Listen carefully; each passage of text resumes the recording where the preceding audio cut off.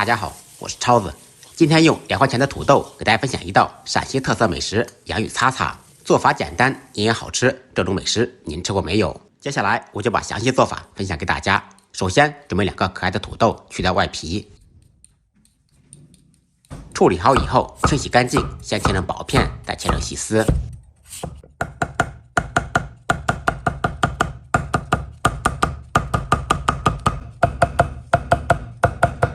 土豆丝不要求切的有多细，但是最好粗细均匀。刀工不好的同学也可以用擦板来操作。切好的土豆丝放入大碗中，放入一点葱油。放葱油不仅做出来更香，而且还可以防止土豆丝粘连在一起。用我干净的小手抓拌均匀。再放入1小碗面粉，继续抓拌均匀，使每根土豆丝都均匀的裹上面粉。捣鼓成这个样子就可以了。接下来起锅做水，放上篦子，篦子上面放一个粘布。粘布最好弄湿，这样不容易粘底。沾上面粉的土豆丝均匀地铺在粘布上面，全部放进去以后，盖上盖子，开大火把水烧开。开锅以后蒸5分钟左右。5分钟以后关火，掀开盖子，土豆丝就蒸好了。这样蒸的土豆丝不碎不粘，筋道弹牙。蒸好的土豆丝倒入盘中，稍微晾凉，用筷子扒拉开。利用这个时间准备点小料和配料。1小块洋葱切成细丝，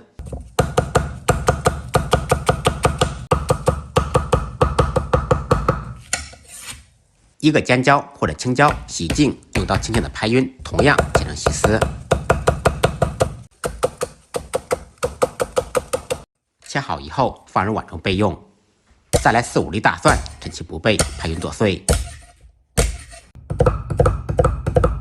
碗中单手打入2个鸡蛋，用筷子搅散。条件好的也可以放肉丝。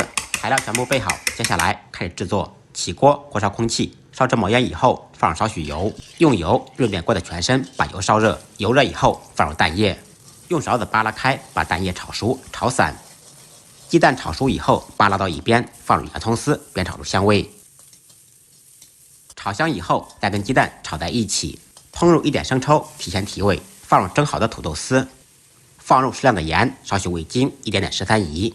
开大火快速翻炒，使调料全部化开。在锅中煸炒1分钟，把土豆丝炒出香味。1分钟以后，再放入青椒丝，一点点老抽调下底色，继续翻拌均匀，把青椒丝炒至断生，炒至垂头丧气。出锅之前放入蒜末、芝麻香油，少许香醋或者陈醋，继续开启自动旋转模式。一道简单又好吃的特色美食洋芋擦擦就做好了。饭菜一锅出，做一锅菜和饭都有了。